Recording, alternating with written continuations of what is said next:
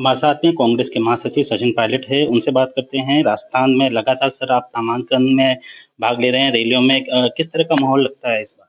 नहीं, पब्लिक का जो रिस्पॉन्स है बड़ा पॉजिटिव है और हमारे कैंपेन को लोग पसंद कर रहे हैं और बीजेपी के शासन से 10 साल के जो काम उन्होंने करके नहीं दिखाए, उससे लोग असंतुष्ट भी हैं। तो बदलाव होगा ना सिर्फ राजस्थान में लेकिन तमाम राज्यों में कांग्रेस की परफॉर्मेंस बहुत बेहतर रहेगी।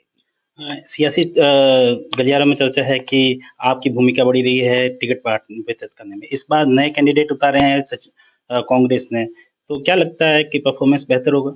टिकट वितरण पार्टी सामूहिक करती है, सबकी राय के साथ जो सबसे जिताऊ उम्मीदवार होता है उसको टिकट मिलता है और हम सबकी राय ली जाती है, लेकिन अंतिम निर्णय पार्टी का नेतृत्व का होता है, सीसी का होता है।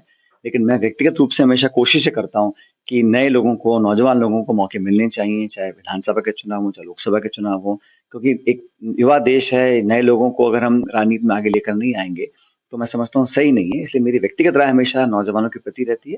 बाकी जो अंतिम निर्णय होता है वो कांग्रेस पार्टी का लीडरशिप करती है दिल्ली से। सर क्या लगता है परिवारवाद को लेकर लगातार जो है बीजेपी घेर रही है। कल अमित शाह भी जोधपुर में थे, उन्होंने लगा परिवारवाद को लेकर पूर्व मुख्यमंत्री अशोक गहलोत को भी घेरा, आपको भी घेरा, क्या कहेंगे? तो अब जब बीजेपी के खुद के मुख्यमंत्री उनके बेटे चुनाव लड़ते हैं, रमन सिंह मुख्यमंत्री छत्तीसगढ़ के थे, उनका बेटा सांसद था। वसुंधरा जी मुख्यमंत्री थी, उनका बेटा सांसद था। तुमल साहब मुख्यमंत्री थे, उनके बेटे अनुराग ठाकुर सांसद थे। तब परिवारवाद नहीं दिखता है।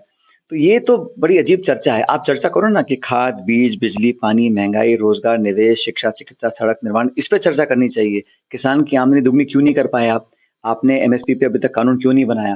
उस पर चर्चा नहीं करनी है। चर्चा करनी है मंदिर पे, मस्जिद पे, हिंदू मुसलमान पे, कांग्रेस को हमेशा आरोपी बनाना, इतिहास को खोदना, उस पे कमियां निकालना। तो बीजेपी की चाल को लोग समझ गए हैं, इस बार बदलाव होगा देश में। सर आपका एक बयान बड़ा वायरल है, 400 पार अगर आप बात कर रहे हैं तो चुनाव ही क्यों करवा रहे हैं? क्या नहीं, वाकई में? मुझे लगा कि हमें कहना चाहिए हर पॉलिटिकल पार्टी को, हमारी ये रूपरेखा है, हमारा ये रोड मैप है, जनता का निर्णय हमको स्वीकार्य होगा।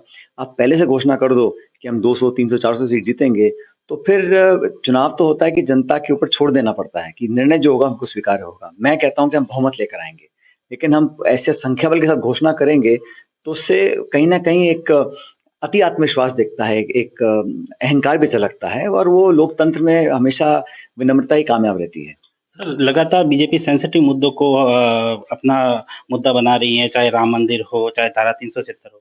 ऐसे में 25-0 का आंकड़ा पिछले 2 चुनाव में रहा है, तो कैसे आप जीत नहीं, पाएँगे मैं इस तो बार? फिर कह रहा हूँ ना, जो जज़्बाती मुद्दे हैं, धार्मिक मुद्दे हैं, उसको राजनीतिक इश्यू नहीं बनाना चाहिए।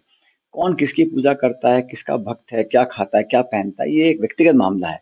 सरकार संविधान के दायरे में रहकर चलाई जाती है। सरकार लोगों के भले के लिए चलाई जाती है और जनादेश का स्वीकार सबको करना चाहिए। इसलिए बीजेपी हमेशा ही ऐसे मुद्दों को लेकर सामने आती है ताकि लोगों का ध्यान भटका रहे और मेन मुद्दों से ध्यान उनका फ़ोकस हट जाए। ये बीजेपी की कोशिश रहती है। आखिरी सवाल सर 100 दिन के कार्य को लगातार बीजेपी प्रोजेक्ट कर रही है कि हमने 100 दिन में ये कार्य किया, एसआईटी गठन की भी बात कर रहे हैं वो, एसआईटी में कार्रवाई की बात कर 100 दिन के कार्यकाल को आप कैसे देखते हैं भाजपा के? देखिए, 100 दिन का जो कार्यकाल हुआ है, बड़ा ही कन्फ्यूज़न भरा रहा है और सरकार की जो नई-नई सरकार बनती है, बहुत उम्मीद लोगों को होती है, लेकिन निर्माण काम हो, विकास के काम हो, प्रशासनिक जो फेरबदल हुए, 10-10 बार अधिकारियों को ट्रांसफ़र हो रहा है, मंत्रियों को पता ही नहीं कौन हमारे साथ अधिकारी काम करेंगे, नहीं करेंगे।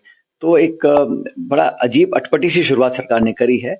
मैं ब्लेम देना नहीं चाहूँगा क्योंकि अभी शुरुआत हुई है, लेकिन जो फर्स्ट इंप्रेशन क्रिएट हुआ है, वो कोई बहुत विश्वास पैदा करने वाला नहीं है।